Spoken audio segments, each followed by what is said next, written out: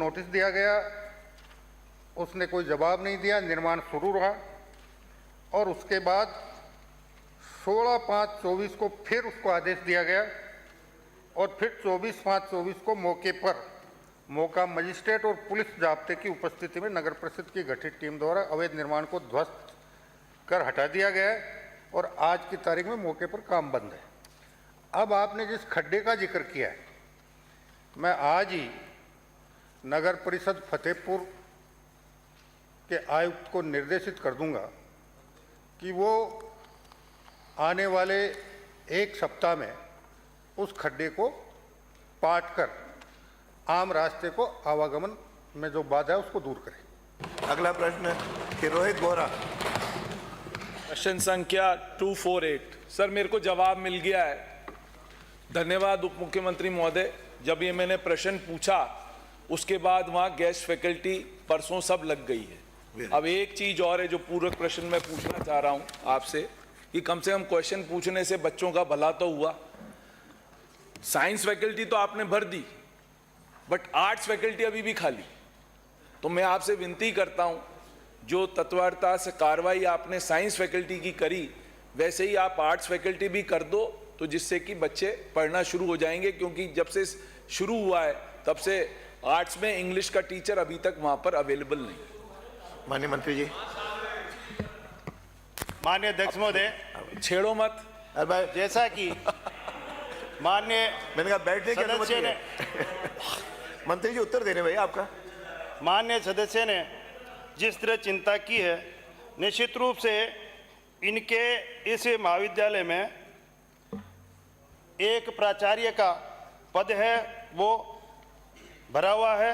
आचार्य के 14 स्वीकृत है, 14 में से 11 आपके पद भरे हुए हैं और 3 उनमें से नियमित है और 8 विद्या संबल से लिए गए। 247 तो हमारे लाइब्रेरी और पीटीआई की वैकेंसी आने वाली है और आरपीएससी से 1936 पद अभी कुछ ही दिनों में आने वाले हैं। निश्चित रूप से वो आते ही आपकी समस्या का समाधान कर दिया जाएगा। धन्यवाद। अगला प्रश्न है श्री गोपीचंद मीणा। रोहित जी का हृदय परिवर्तन होता जावे, सरकार को इतना धन्यवाद दे, इसके लिए तो मेजे थपानी चाहिए साहब। श्री गोपीचंद मीणा। माननीय अध्यक्ष महोदय, बैठिए। प्रश्न संख्या 1136। अरे बैठिए। अरे आपका हृदय स्ट्रांग बने। माननीय अध्यक्ष महोदय, मंत्री जी मेरे पास उत्तर आ गया, उत्तर से संतुष्ट हूं। मैं पूरक प्रश्न पूछना चाहता हूं।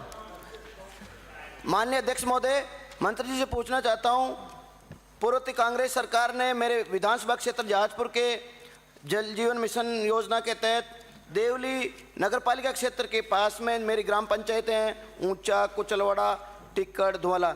इन पंचायतों के गाँव को पेयजल योजना स्कीम से वंचित रखा। गांव Shyam Nagar, Jyoti colony, ward number 1, 2, 3, 4, Bajrang colony, Ambedkar colony, Hanuman Nagar, Barla Polia, Munshipura की ढाणी, खेमा का झोपड़ा, मोरला, ऊंचा, इन गांवों को कब तक पेयजल से जोड़ने की कृपा करेंगे? माननीय अध्यक्ष महोदय, मैं आपके माध्यम से जाजपुर से आने वाले सदस्यों को बताना चाहता हूं कि देवली कस्बा टोंक जिले में स्थित है और माननीय सदस्य का जो जाजपुर के जो क्षेत्र है वो देवली के कस्बे के चारों तरफ पेरीफेरी एरिया में बसा हुआ है। वहाँ पे अमृत 2 के तहत हम काम करा रहे हैं। इसके साथ साथ इस बजट में हमारी सरकार ने, माननीय हमारे यशस्वी मुख्यमंत्री जी ने उसमें बजट दिया है। जो भी इनके क्षेत्र में पेरीफेरी एरिया में हनुमान नगर से लेके माननीय सदस्य ने जो कॉलोनी का मैंने नाम बताया, उनके अंदर आने वाले 6 महीने के अंदर उसमें हम काम करा देंगे। कोई भी कॉलोनी आपकी पानी से वंचित नहीं रहेगी। माननीय अध्यक्ष महोदय, एक मेरा दूसरा प्रश्न पूर्ण प्रश्न है, जो जाजपुर विधानसभा क्षेत्र और कोटड़ी में कुछ गांव इन्होंने राजनीतिक व्यवस्था से कांग्रेस सरकार ने वंचित रख दिया। ऐसी ढाणियाँ हैं, भूतिया, काबरा का झोपड़ा, बारापार, अजबाई का झोपड़ा, गटरानी का झोपड़ा, नौलाई का माता का झोपड़ा, दुआली का नाका, भोजपुरा, कंजर का झोपड़ा, अजबा का धीरे धीरे बोलो, समझ में तो आए प्रश्न उनके। क्या पूछना चाह रहे हो? ये देवली पेरापेरी और दूसरा ये इनको छोड़ दिया था, इनको कब तक जोड़ देंगे? माननीय मंत्री जी। माननीय अध्यक्ष महोदय, जल जीवन मिशन एक महत्वपूर्ण योजना 15 अगस्त 2019 को यशस्वी प्रधानमंत्री मोदी जी ने पूरे देश में चालू की। ये राजस्थान के लिए वरदान थी। जिस तरह से ये योजना आने के बाद में राजस्थान के अंदर लगभग 90,000 करोड़ की योजना यहाँ से बन के गई, जिसके अंदर जो भी तखमीना हुआ केंद्र सरकार के पास गया, सबने सैंक्शन किया। दुर्भाग्यपूर्ण रहा कि पिछली सरकार ने लगभग 90,000 करोड़ में से केवल 30,000 करोड़ के ये लोग काम कर पाए। आज राजस्थान पूरे देश में 34वें स्थान पे है और उसकी जो तिथि थी काम पूरा करने की मार्च 2024 थी, जो निकल चुकी है। हमारे यशस्वी मुख्यमंत्री जी ने जल शक्ति मंत्री जी से केंद्र में बात करके सबसे पहले तो हम कोशिश करें कि उस योजना को आगे कैसे चालू करें। इसके साथ साथ जो तखमीना में जो कमी रही थी, कई डांडियाँ कुछ तो राजनीतिवश इन्होंने मोहल्लों को ही छोड़ दिया। एक गांव के अंदर जो वोट देते थे उनको दे दिया, छोड़ दिए। मेरे पास कई सदस्य मेरे पास आ रहे हैं, कुछ को इनकी तकनीकी गलती रही है, उन सबको जोड़ के लगभग 10 से 12,000 करोड़ की ये वापस कमी, इनको भी हम जोड़ के भेजेंगे। हमें सैंक्शन आगे की मिलने के बाद में इनको 100% इन्होंने मान्य सिद्ध कहा, कोई गाँव नहीं छोड़ेंगे।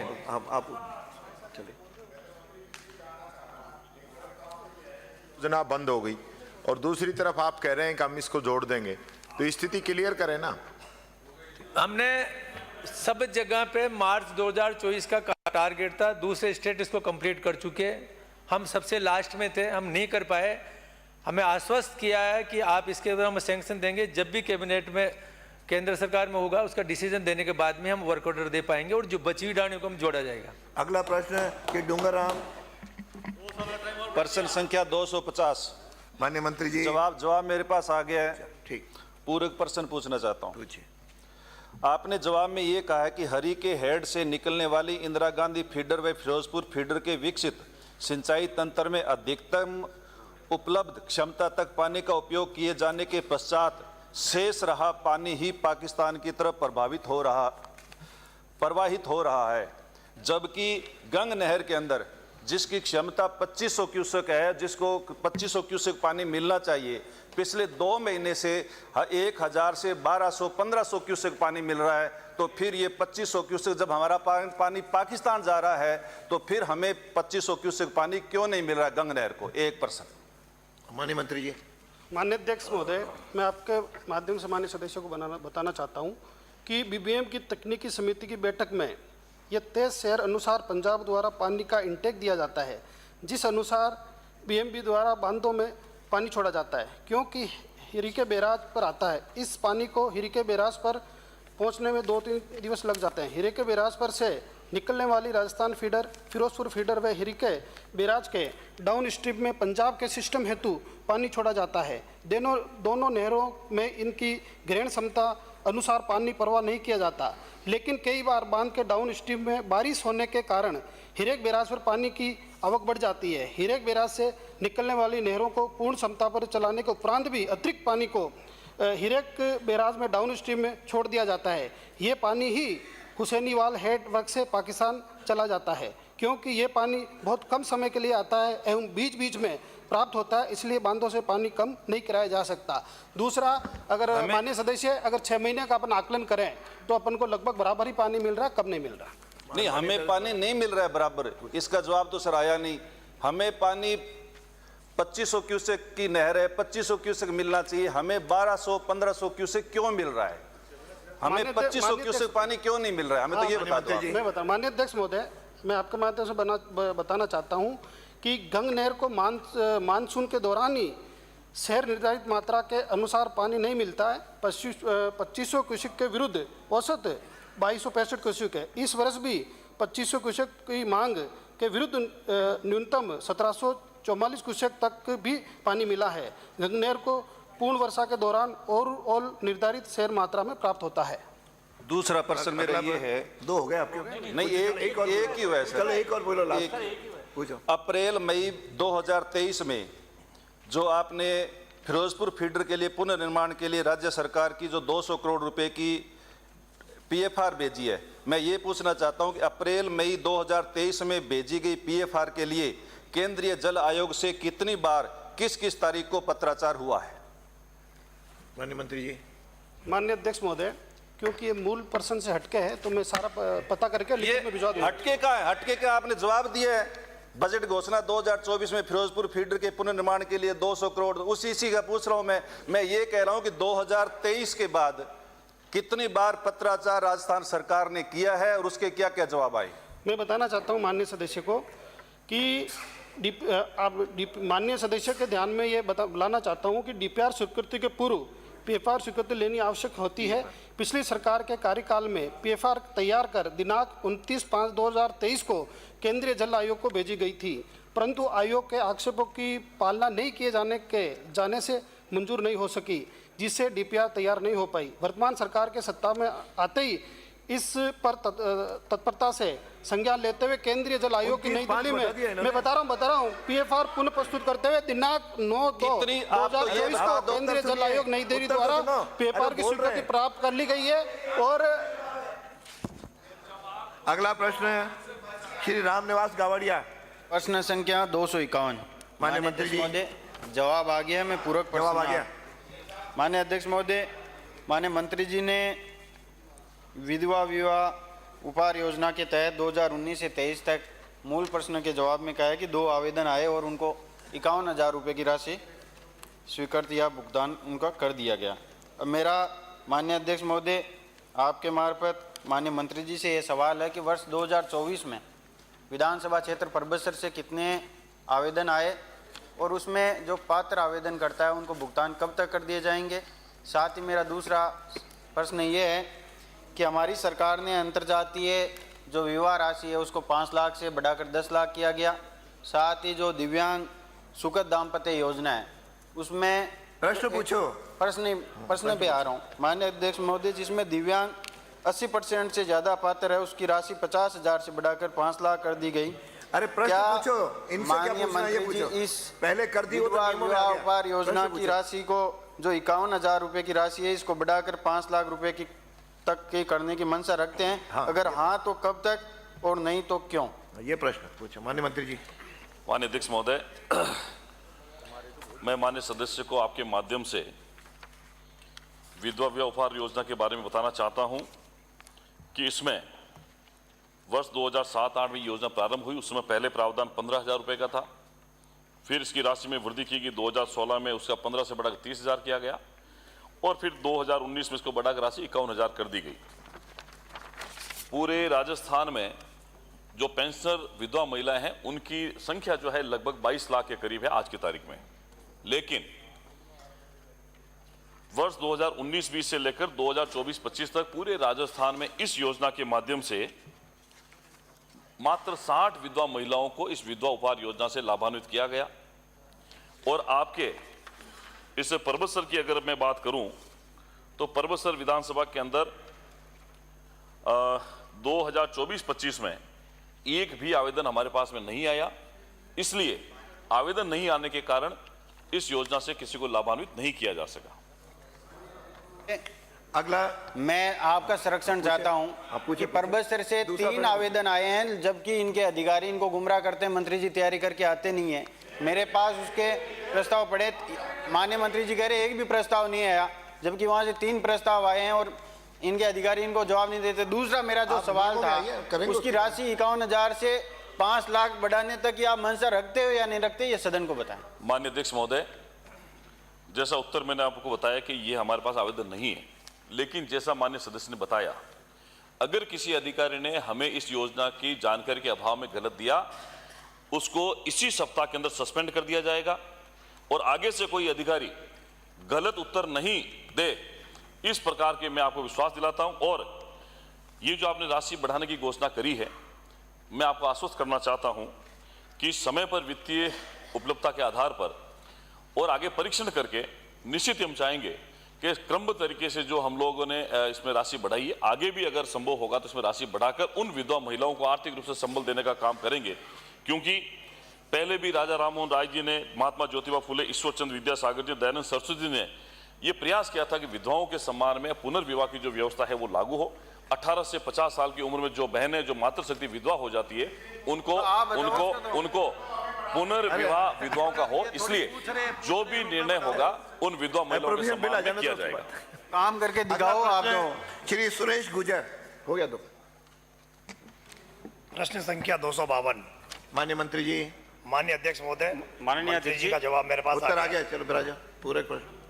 मंत्री जी से मेरा पूरक प्रश्न है कि आपने जवाब में बताया कि मेरी विधानसभा के दोनों उपखंड खानपुर बकानी में कुल 13,636 अपीलें प्राप्त हुई है, जिसमें से 3,084 अपीलें स्वीकार की हैं और 84 अपीलें अस्वीकार की हैं। दोनों उपखंड की बची हुई 10,668 अपीलों का वर्तमान में क्या स्टेटस है?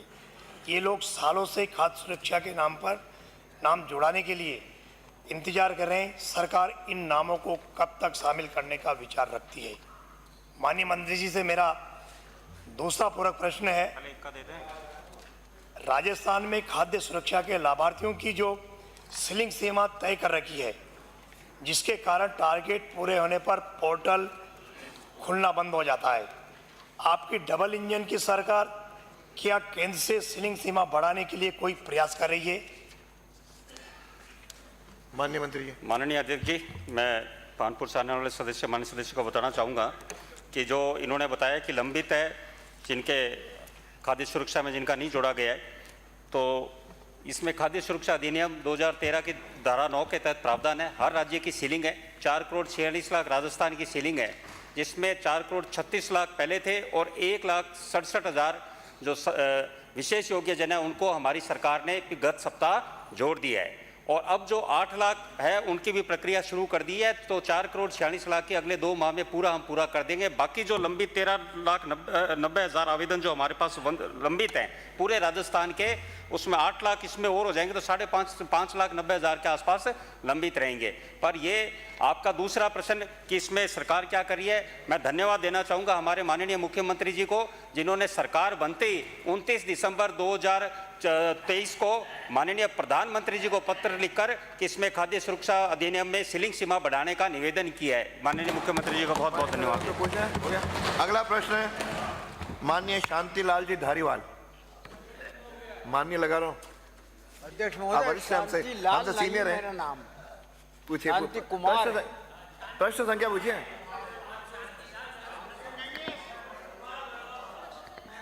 प्रश्न चलिए। संख्या शांति का 252। माननीय मंत्री जी। सॉरी 253। माननीय मंत्री जी। जवाब आ चुका मेरे पास। जी बराबर। मेरा सवाल ये था कि जो टनल के निर्माण के लिए कब तक काम पूरा हो जाएगा, या कब तक से शुरू हो गया और कब तक काम पूरा हो जाएगा, लेकिन उसका जवाब आपने नहीं दिया। सवाल मेरा ये है कि बजट 24 और 25 में टनल के निर्माण की घोषणा की गई। ये टनल किस स्थान पर बनेगा, पहली बात। दूसरा यह कि कितनी वर्ग मीटर में बनेगा। तीसरी बात यह कि इसका डीपीआर बन गई क्या, और डीपीआर बन गई तो फिर कार्यादेश जारी हो गई क्या।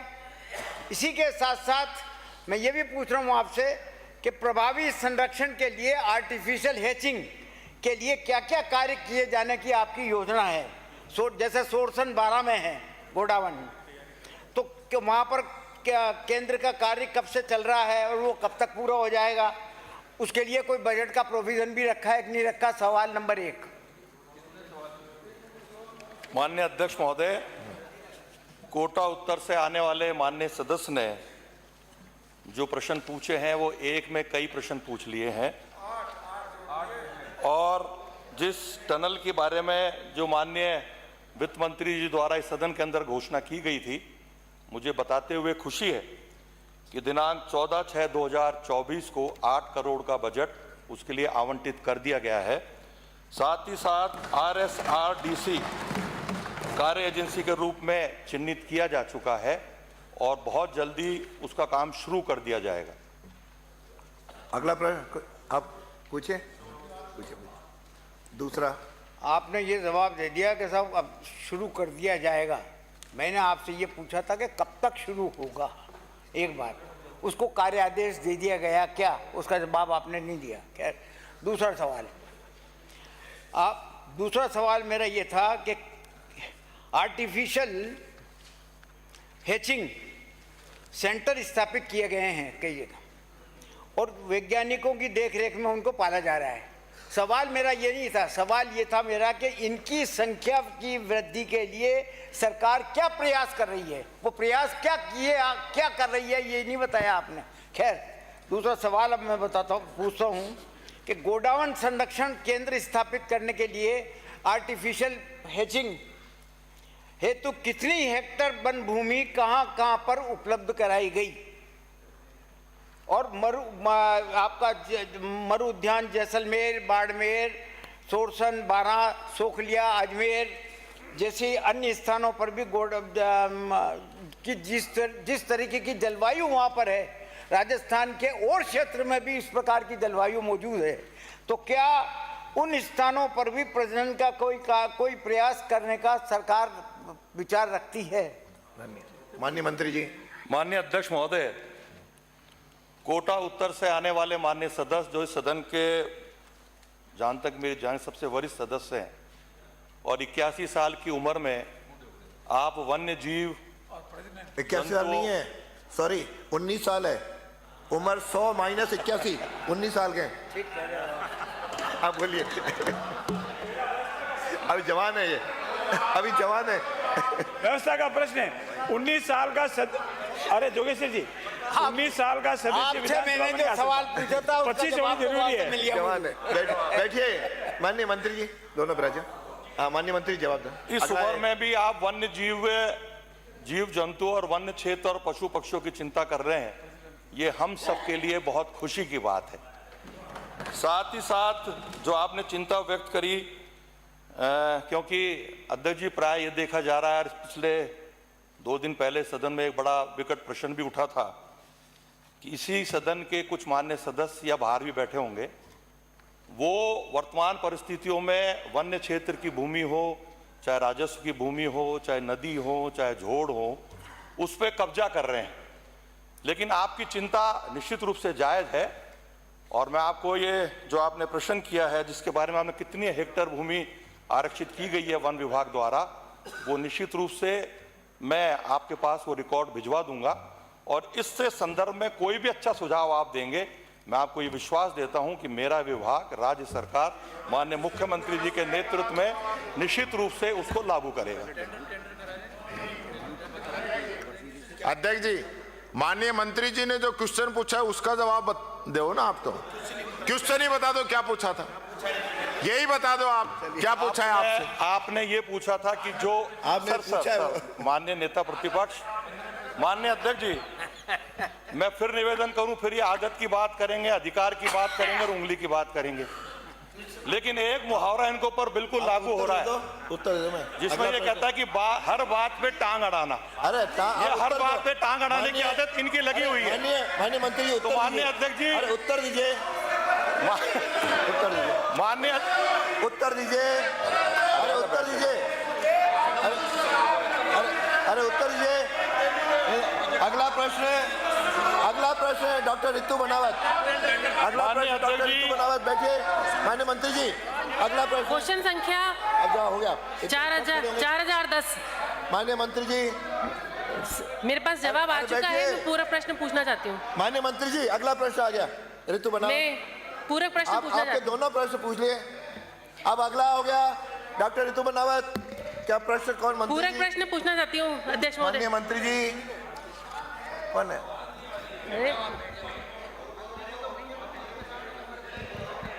खाद्य नागरिक आपूर्ति मंत्री है ना यार, आपका प्रश्न कह रहा उत्तर दीजिए। माननीय अध्यक्ष जी, प्रदेश में वर्ष 2022-23 में 59,18,718 टन एवं 2023-24 में 43,82,760 मैट्रिक टन बाजरे का उत्पादन हुआ।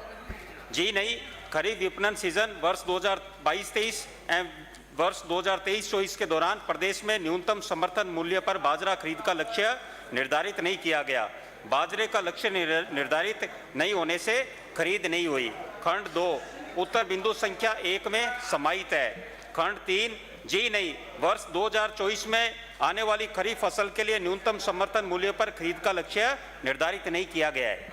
माननीय सदस्य, अभी मंत्री जी ने जो जवाब दिया कि बाजरे की खरीद नहीं हुई है, पिछले कई सालों से एमएसपी पर बाजरे की खरीद नहीं हुई है। जब बाजार में बाजरा आता है, जो कि हमारे प्रधानमंत्री जी ने भी कहा है कि श्री अन्न है, और पूरे देश में सबसे ज़्यादा बाजरा जो है वो राजस्थान में होता है, तो मैं ये पूछना चाहती हूँ कि जब बाजार में बाजरा आता है तो 1600-1800 रुपये टन के भाव से बिकता है, और खरीद जब नहीं होती है तो अरबों रुपए का किसान को नुकसान होता है।